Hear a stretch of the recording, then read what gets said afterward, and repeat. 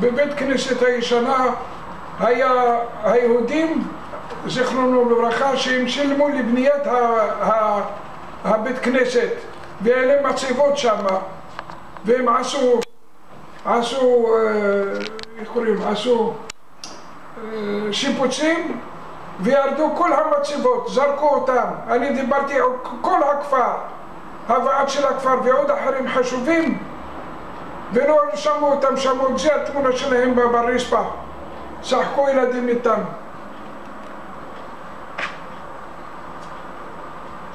שלושים יום אחרי אני הייתי מתפלל לקדוש ברוך הוא יום ולילה, ב3 בבוקר ו2 בבוקר קורא תהילים. אמרתי לו, הקדוש ברוך הוא, תראי מה עשו עם המתים, וכך וחומר מה עושים עכשיו עם החיים. וחודש ומשהו אחר כך סגרו לנו בית כנסת. יש לי עוד הרבה דברים. כאן בן אדם, זה הסוס שבן אדם מביא לי לנקוטי השטח. לא רציתי לעשות ריסוס לשטח. וזה כאן, הבית הקטן כאן על יד זה, הוא לא מופיע במפה זה אדמות של כל הכפר, של כל יהודים של ישראל, לא רק של כפר גדעון הוועד. זה אדמה לא של קרקעת ישראל, של כל עם ישראל, של כל הדורות, של כל העולם.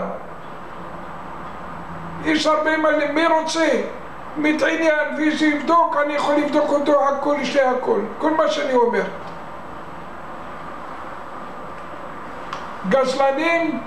גזלנים על החלשים, נופלים על החלשים, גוזלים אותם. הם אכלו 2 בתים, כל הכסף שלהם, הקדוש ברוך הוא ישמור, הלך להם רק לעורכי דין ולשוחד. זה, תראי, היה לי, כאן היה לי אורחים, בעזרת שהרסו לי הגדר, יש לי תלונה של המשטרה, יש לי הכל, השגת גבול, כל מה שאני אומר, הכל יש לי. אומרים מפחדים מהקדוש ברוך הוא, הכסף שלהם ביד, והם לא חקלאים. יש לי כל ההוכחות שהם לא חקלאים, יכול לבדוק אותם כל אחד ואחד בביטוח לאומי כמה שנים הוא עובד. הם מזכירים כל האדמות, הם אגודה של חקלאים שלא חקלאים, חבר'ה שהם גם קנו 10 או 20 או 15 שנה אחרי. וגם יש לי הרשימה של שנת 50 בעלי המשקים, וכל עכשיו אולי 1 או 2 או 3 שקנו משקים לפני 15 שנה או פלוס, אין להם משקים על השם שלהם, כולם, הראשונים והאחרונים. יש הרבה, זה כסף של המדינה, של כל עם ישראל. הם גזענית גזל נגד כל התורה, לא מתביישים, לא מרחמים, אין להם רחמים, אין להם שום דבר. נופלים על החלשים, יורשו להם הבית שלהם, איפה הם גרים, ואני לקחו לי שלי.